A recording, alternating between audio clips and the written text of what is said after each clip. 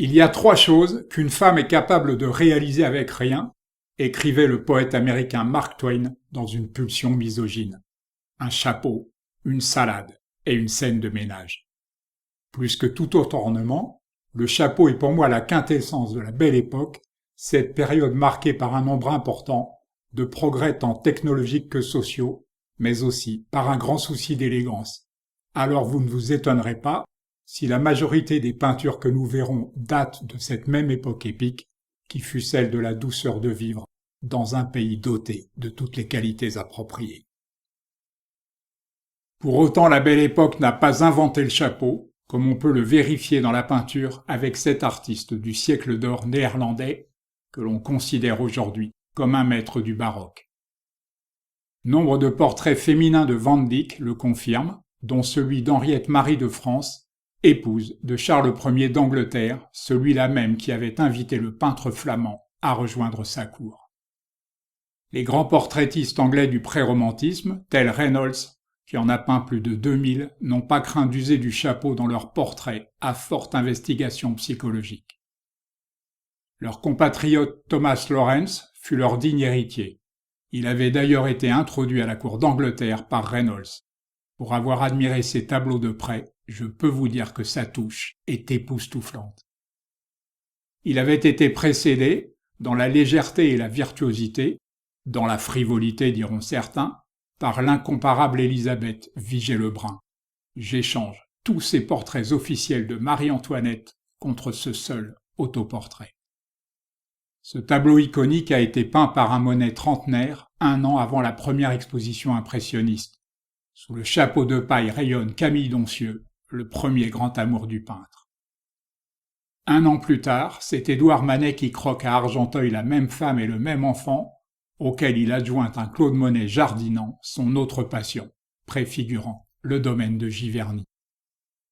Nul doute que l'esquisse de Manet ait inspiré ce portraitiste mondain dont le style évoluera subitement en fin de carrière. Après avoir fait fortune avec ses portraits de la bonne société, il passera au sujet biblique. Voilà l'un des meilleurs représentants de la Belle Époque, malheureusement sous-estimé. Il y a dans sa peinture une ironie douce mais jamais amère qui en fait un artiste bien plus profond qu'il n'y paraît. Ce peintre formé à l'Académie royale des beaux-arts d'Anvers fit fortune à Paris avec des portraits féminins d'une rare élégance. Bien qu'il y ait fait toute sa carrière, il est pratiquement inconnu chez nous. Les familiers des dessous du visible connaissent déjà cet impressionniste américain qui fut l'élève de Jules Lefebvre à l'Académie Julian. Il est le peintre de la femme élégante et libre sous un ciel radieux. Cet artiste peu connu est pourtant l'un des plus représentatifs de la Belle Époque.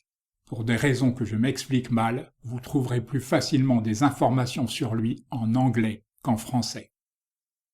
C'est aussi le cas de ce post-impressionniste talentueux, même si la situation s'est améliorée ces dernières années, grâce sans doute au grand succès public de ses jardins de Gerberoy dans l'Oise. Vous avez sous les yeux l'une des grandes réussites peintes de cet infatigable travailleur franco-suisse qui fit d'abord sensation avec des gravures sur bois, d'une expressivité et d'un humour noir jusque-là inconnus. Il serait temps de redécouvrir cette miniaturiste française qui fut l'élève à Paris de Gabrielle de Billemont-Chardon. Elle fut pourtant honorée d'une médaille d'or lors de l'exposition universelle de 1900. Ce peintre né et mort à Paris fut l'élève d'Alexandre Cabanel à l'École des Beaux-Arts.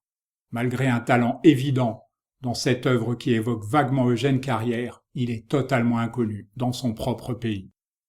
Jeanne Hébuterne fit la rencontre d'Amedeo Modigliani à la Rotonde, ce café-brasserie de Montparnasse qui fut le carrefour artistique et littéraire de toute l'Europe durant la première moitié du XXe siècle.